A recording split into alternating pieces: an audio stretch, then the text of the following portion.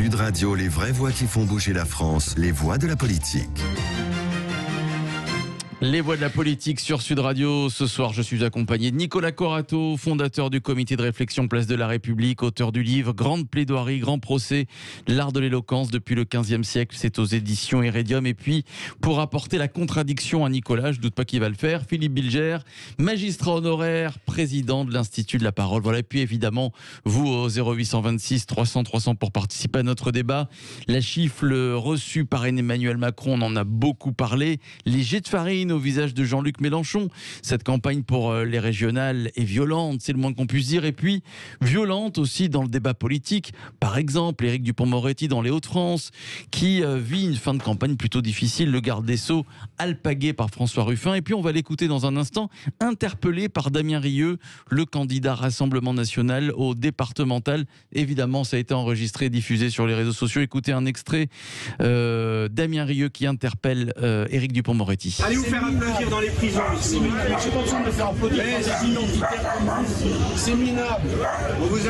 Voilà, c'est minable, lui répond Éric Dupond-Moretti. Violence dans le débat politique. Le gouvernement a-t-il sa part de responsabilité? Vous votez Twitter, YouTube et puis vous nous appelez 0826 300 300. Tiens, Valentin de Castelnaudary qui va nous rejoindre dans quelques instants. Nicolas Corato, fin de campagne difficile, donc on le disait pour Éric Dupond-Moretti. Il paraît que la Macronie est très inquiet de ce chemin de croix. Mais il n'y a pas qu'Éric Dupond-Moretti. Hein. Oui, enfin, c'est une campagne. Oui, enfin, on sent qu'elle est... Il faut qu'il se rassure à La République En Marche. Ce sont des propos de campagne, ce sont des incidents de campagne, ça a toujours existé, ça existera toujours. Et quand on se présente à une campagne, on s'expose effectivement à être bousculé. Je dis bousculé. Mais avant, ça arrivait d'être bousculé comme ça dans les marchés par un électeur, là, entre deux candidats comme ça qui s'investissent. Des scènes de candidats qui se croisent dans le même marché et qui s'apostrophent, on en a des dizaines. Là, en l'occurrence, ça vise un ministre en exercice, mais je crois que c'est pas la première fois. Mais moi, je mets pas ça du tout sur le même registre que l'agression contre le président de la République ou contre l'enfarinage, je sais pas comment on dit, de Jean-Luc Mélenchon. Pour moi, c'est deux choses complètement différentes. D'un côté, il y a des vraies agressions qui sont pour moi, qui portent en elles quelque chose de très dangereux et d'irrationnel ou de trop rationnel. Qui m'inquiète en tant que citoyen, et de l'autre, je dirais, le déroulement normal d'une campagne qui a ses moments de tension, mais on reste dans le débat public, c'est-à-dire qu'ils n'en sont pas venus aux mains, ils s'apostrophent. Après tout, c'est normal. Il n'est qu'un candidat. J'ai envie de dire, il manquerait plus que ça qu'ils en viennent aux mains. Non, mais bien sûr, parce qu'on n'est pas dans le politiquement correct. Il n'est qu'un candidat parmi d'autres. Donc on lui doit un respect parce qu'il est candidat, mais on a le droit de l'apostropher, de trouver qu'il n'a pas sa place là ou là. Bon, ça fait partie des propos de campagne. Pour moi, c'est pas du tout le même registre, pas du tout que l'agression contre Jean-Luc Mélenchon, contre le président de la République, qui là, vous parliez de débat public, là on n'est plus dans le débat public. On est face à des gens qui refusent le débat public et qui ont renversé la donne, qui remplace le débat public par la violence, et la violence qu'ils rendent publique. Et ça, pour moi, ça porte un autre nom. Le gouvernement, responsable de la tournure que prend la campagne Le gouvernement, il est responsable en partie d'un climat, qui peut être un climat social, qui peut être un climat politique. Mais moi, je ne veux pas aller dans le sens d'Éric Zemmour, par exemple, qui disait du président de la République, il l'a bien cherché. C'est abject de dire ça. La claque contre le président de la République est une claque contre la République, contre Philippe, contre moi, contre vous, contre n'importe quel citoyen. Il parlait de la fonction présidentielle. Pour moi, c'est tout autant pareil. Cette agression est une agression contre la République. Donc, quand on est républicain, on dénonce cette agression sans lui donner de raison ou d'excuses. C'est une agression extrêmement grave. Donc, pour moi, il n'y a pas de représentation du gouvernement. La responsabilité du gouvernement, elle est sur le climat social, elle est sur la manière de lutter ou pas contre cette violence endémique. Et on en parlait en aparté tout à l'heure. Moi, par exemple, le gouvernement aujourd'hui peut décider de poursuivre quelqu'un qui... Je n'ai pas vu, à ma connaissance, de poursuite engagée contre M. Bigard, qui appelle au meurtre, en tout cas, qui crie crève après avoir interpellé une ancienne ministre de la Santé, Madame Buzyn. Là, j'aurais attendu, et c'est peut-être la responsabilité du gouvernement, une action, en tout cas une ouverture d'une action en justice, pour justement faire baisser ce niveau de violence sociale. Si vous avez le droit de dire crève en parlant d'une ancienne ministre en public dans un meeting, alors effectivement, il n'y a plus de limite à la violence qui peut avoir lieu dans nos débats. Donc oui, là, le gouvernement, pour moi, est responsable de cette violence-là quand il ne la poursuit pas. Ouais. Philippe Bilger. Alors, je ne séparerai pas radicalement, comme le fait Nicolas, le climat de tension et de violence dans le pays des actes inadmissibles qui ont été commis, la gifle, l'enfarinade. D'ailleurs, pour une fois, il a eu une réaction lucide, il n'a pas déposé plainte. Je ne les distinguerai pas fondamentalement. Je vous rejoins totalement, Nicolas, d'ailleurs je l'ai dit, on peut considérer qu'en désacralisant la fonction présidentielle, le président, d'une certaine manière, a créé un climat de banalisation, de prosaïsme, mais en aucun cas, on ne peut dire qu'il a mérité la gifle qui a été donnée par ce type à l'esprit confus. Troisième élément, ce que je trouve nouveau dans ce climat d'hystérie, même lors de la campagne, c'est que elle atteint tout de même un niveau de vulgarité où la contradiction est remplacée par l'hystérie. Et là, je vois une responsabilité du pouvoir, du gouvernement. Il me semble, mais je connais moins la vie politique que vous, Nicolas, la différence, c'est que le pouvoir met la main tout de même très directement dans cet état de tension. Et pour quelle raison? Alors je vais très vite parce que sinon je risquerais sur ce point d'être trop long. J'ai l'impression que nous avons une démocratie aujourd'hui où plus personne ne joue véritablement le rôle qui lui a été assigné. Le président fait autre chose que présider. Les ministres s'engagent dans une campagne municipale alors que le ministre est au service de tous. Et en définitive, chacun n'assumant pas la fonction qui est la sienne, on aboutit à un immense charivari qui débouche, je le trouve, sur une vulgarité totale. Lorsque Damien Rieu du Rassemblement National ou sur un autre registre, François Ruffin, met en cause Dupond-Moretti en disant en gros, vous êtes ministre, vous devriez travailler. À mon avis, ils n'ont pas totalement tort. Mais tout cela, ça crée un climat extrêmement préoccupant que je ne relierai pas forcément par rapport aux empoignades habituelles. Ouais, allez, Valentin est avec nous au 0826 300 300. Bonsoir Valentin. Bonsoir Nicolas Corato, Philippe Bilger. Bonsoir Valentin. Valentin, vous nous appelez de Castelnaudary ? Toujours, oui. Ben voilà, c'est ça, toujours. Très bien, Valentin. Alors, qu'en pensez-vous Qu'est-ce que vous avez répondu? Tiens, si vous avez voté sur les réseaux sociaux, vous dites oui à 72% en violence dans le débat public politique. C'est la faute du gouvernement. Vous continuez de voter, évidemment, sur Twitter et YouTube. Quel est votre avis, Valentin? Oui, mais bien évidemment, j'ai envie de vous dire que c'est pas seulement la faute de ce gouvernement.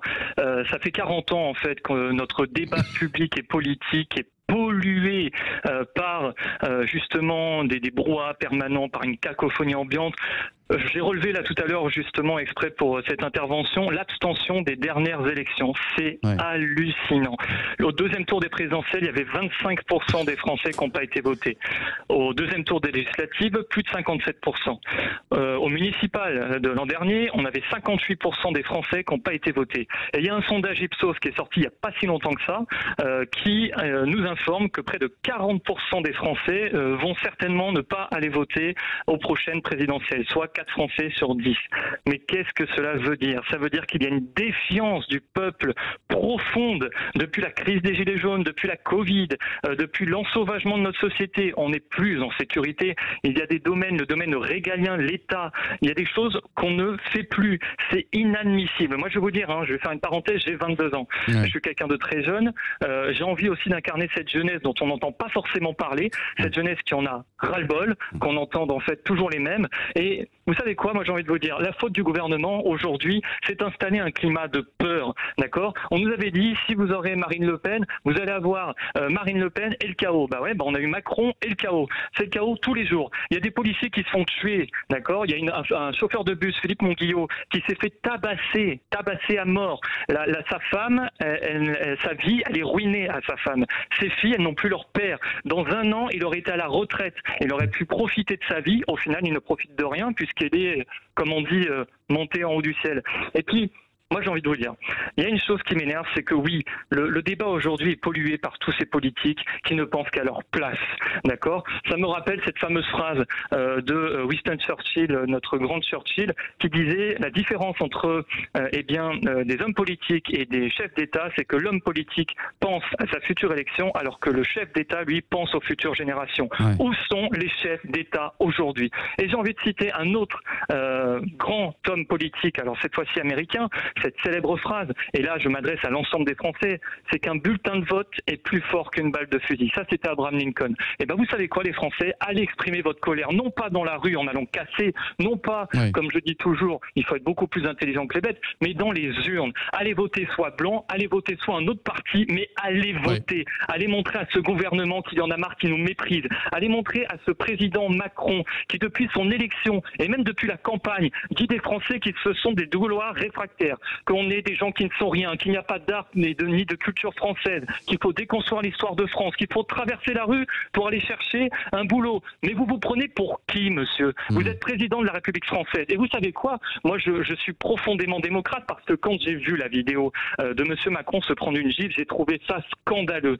C'est inadmissible. Mais en même temps, quand j'entends d'autres, et pour faire de la Macronie, comme ça fera plaisir à nos macronistes, ce fameux en même temps qu'on a eu à toutes les sauces depuis le début de ce quinquennat, c'est que non seulement il y a une peur, encore une fois, et j'insiste là-dessus, parmi les Français. Ils ont peur parce que dès qu'ils sortent dans la rue, ils ne savent pas s'ils vont pouvoir rentrer le soir dans certains quartiers.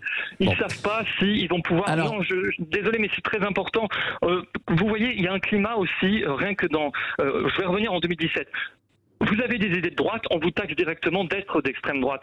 Vous dites vive la France, on vous dit que vous êtes un raciste, un facho, etc. Rappelez-vous la présidentielle de 2017, Fillon, Le Pen, c'est le seul les seuls candidats où il y a eu un acharnement judiciaire contre eux. Alors, c'est les candidats de Valentin, deux choses. Déjà, j'aimerais faire réagir Nicolas Corato et Philippe Bilger sur deux choses que vous avez dit. Déjà sur le chaos. Tiens, Philippe Bilger, est-ce que vous utiliserez le même terme que Valentin sur le chaos sous Emmanuel Macron ? Mais je dirais, on est dans une France, et c'est très banal, fracturé, dans un état de tension extrême, et il est aggravé, peut-être bizarrement, par le fait que le président de la République n'est même pas capable de reconnaître qu'il y a un état de tension, alors qu'il avait promis une France rassemblée. Donc le contraste entre ce qui avait été promis sur le plan du climat psychologique et politique est hallucinant, et je pense qu'on est dans une France qui n'est pas bien, à la limite. Le chaos, il va trop loin, Valentin ? En parlant de chaos ? On n'est pas dans une situation de chaos. Non, pas encore. Mais le chaos peut menacer. Et les actes qu'on voit ces dernières semaines sont inquiétants. Très inquiétants. Juste un point sur ce que disait Valentin.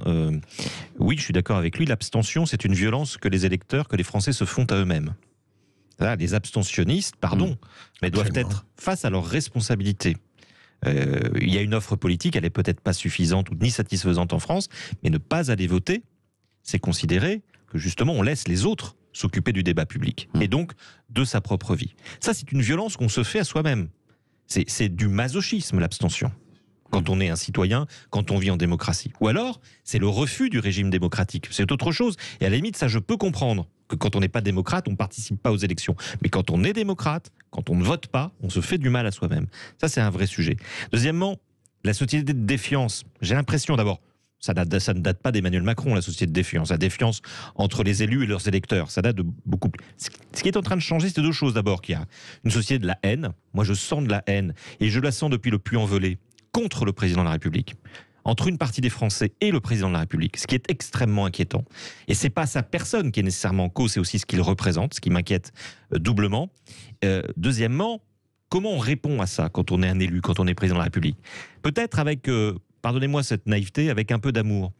C'est-à-dire que si cette défiance n'était pas réciproque, si ce président de la République n'était pas lui-même parfois défiant de son propre peuple, si ce président de la République considérait ce peuple et lui disait parfois plus de mots d'amour que de mots de morale ou que de leçons qu'il pourrait asséner, peut-être qu'il réussirait à résoudre, à relier ce lien qui manifestement est complètement cassé entre une partie des Français, une partie seulement, mais une partie importante, je le pense, et lui-même et son parti. Donc il y a une manière de résoudre la société de la défiance, c'est un moment de faire confiance dans le peuple. Et plus le peuple est défiant, plus il faut être confiant dans son peuple pour l'emmener là où vous voulez l'amener. Ça, c'est un vrai sujet qu'Emmanuel Macron devrait considérer dans les prochains mois qui le séparent des présidentielles. Alors l'abstention, vous en parlez, est-ce que vous ne croyez pas justement qu'avec la crise sanitaire, la sécurité, les Français justement ne vont pas vouloir tout d'un coup aller participer à ce débat, aller voter? On va le voir dans quelques jours pour les régionales, mais en tout cas pour la présidentielle. Est-ce que vous ne pensez pas qu'il n'y aura pas cette abstention tant attendue? Probablement, et c'est très dommage parce que bizarrement, pour des motifs peut-être discutables, les élections régionales fascinent, intéressent un grand nombre de citoyens, peut-être pour des motifs qui ne sont pas valables, une idée de compétition par rapport à la présidentielle. Mais là où je rejoins Nicolas, il est évident qu'il faut voter. On ne peut pas déplorer l'état d'un pays sans exercer un devoir. J'allais dire, ça devrait être un devoir démocratique parce qu'on est dans une démocratie, j'allais dire, tellement somptueusement structurée qu'il faut penser à des pays où elle n'existe pas. Deuxième élément, il faut tout de même se demander pourquoi cette abstention s'amplifie. Et là, je ne peux pas m'empêcher de penser que c'est une désaffection par rapport au manque d'exemplarité des élites et du pouvoir. Et troisième élément, je trouve que ce qui est très inquiétant, c'est que on n'a pas une hostilité classique à l'égard d'Emmanuel Macron. Nicolas disait que, au fond, ça n'est pas le personnage. Je crois l'inverse. Je crois que la fonction présidentielle n'est pas respectée comme elle le devrait, parce qu'à tort ou à raison, c'est la personne Macron qui ne l'est pas, profondément. Et c'est un autre type d'hostilité que celui qui avait été, je dirais, exercé à l'encontre des présidents précédents. Merci à Philippe Bilger, que vous retrouverez d'ailleurs demain dans Les Vraies Voix, président de l'Institut de la Parole. Et puis j'aimerais remercier Nicolas Corato, fondateur du comité de réflexion Place de la République, auteur du livre Grande plaidoirie, grand procès, l'art de l'éloquence depuis le XVe siècle. C'est aux éditions Heredium. Dans un instant, vous avez rendez-vous avec Bismart, Stéphane Soumier. Stéphane qui reçoit Raphaël Di Meglio, cofondateur de Matera, et puis Vincent Huguet, cofondateur de Malte. Stéphane Soumier, Bismart dans quelques instants maintenant. À tout de suite.